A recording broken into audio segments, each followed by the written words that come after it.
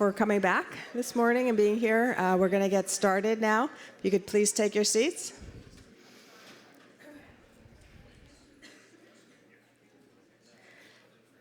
So we're going to have a discussion now on topic 4 on data resources, methods, technologies, and computational capabilities. I'm going to call up the panel members, Christina Leslie, Marilyn Ritchie, Jason Buenrostro, and Aviv Regev to lead off this discussion. And I want to particularly thank Aviv for her incredible dedication. After multiple flights being canceled, she actually drove down from Boston. So, okay, she was in a car, but I was inside the car. Thank you. Awesome, thanks. So Christina, Marilyn, and Jason. So I'm gonna open, and each of Christina, Marilyn, and Jason is going to present one aspect of this topic. We had the pleasure of having to take care of everything, meaning data resources, methods, technologies, and computational capabilities. So this is very cross-cutting across the different areas. We wanted to do a brief reminder, especially since this is the beginning of the third morning of the general premise of the meeting and the goals. We want to be better at genotype, phenotype, and their mapping. And so on the genotypic side, we heard a lot about the need for comprehensive maps of variation, including the hard-to-map matter, and to do it at a scale and completeness, if possible. On the phenotypic side, we heard a lot about the opportunities to have much higher resolution, more quantitative definition of human phenotypes, starting from the molecular level and moving on to cellular, tissue, and imaging level, and then clinical data that is much richer than before. And finally, on the mapping side, to really understand the causal consequences of the genotypes to the phenotypes, both individual variants and their combinations, and in different types of contexts. We also heard about the challenge. This is an area that is near and dear to my heart. I worry a lot about that blue path.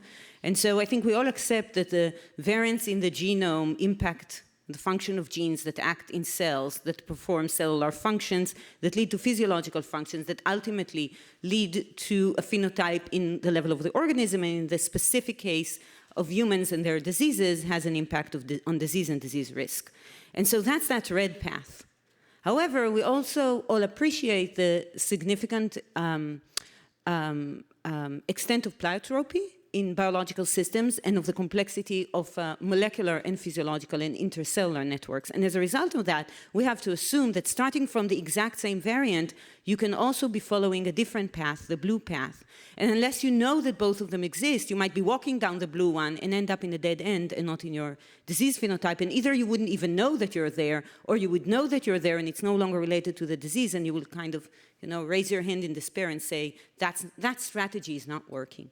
And that is actually why we have to be comprehensive. And so if we only look too narrow and we do not look broad enough, we might end up on the blue path instead of the red one.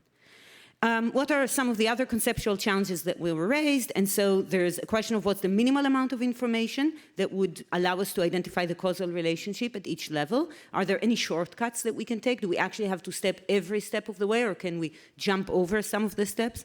How can genetics or other measures help us to determine at each level? Can we kind of validate ourselves against the ultimate target, which is the phenotype in disease, or at the organismal level at every step along the way, so that we know that we're not distracted by pleiotropy? And how do you know that you actually got it right, and what's the measure of success, which is something we didn't actually discuss that much in this meeting.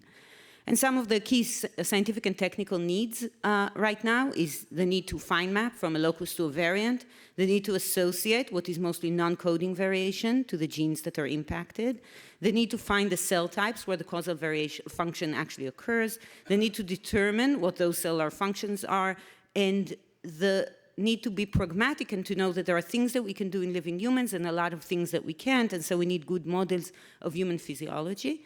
And finally, a question that is not a matter of this topic, but the one that is going to come after that, is what are the systems that are best poised as test cases? And there was also, I think, a palpable sense in the room that we have remarkable emerging capabilities at this moment in time. So no time is as good as the present to actually take this on. I would claim that 3 or 4 years ago, it wouldn't have been such an interesting workshop to have. There was still work to be done with the previous capabilities, and the new ones were just emerging in kind of their tech dev phase. But right now, on the side of both models, the ability to perturb and the ability to observe biological systems, it's like it has been never before. So we have far better models, especially things like iPS-derived cells, the ability to manage primary cells, organoids.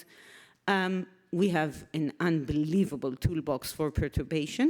And we have great ways to observe at very, very high resolution and computational algorithms to bring these things together. So with this, we thought to actually organize our summary of the suggestions that were made in two different categories. The first major categories are what we would call cross-cutting projects, and Christina Leslie is going to present those. These are things that we've also heard about, at least in part, in the previous two summary sessions, because these are things that cross-cut, but they have implications across the board.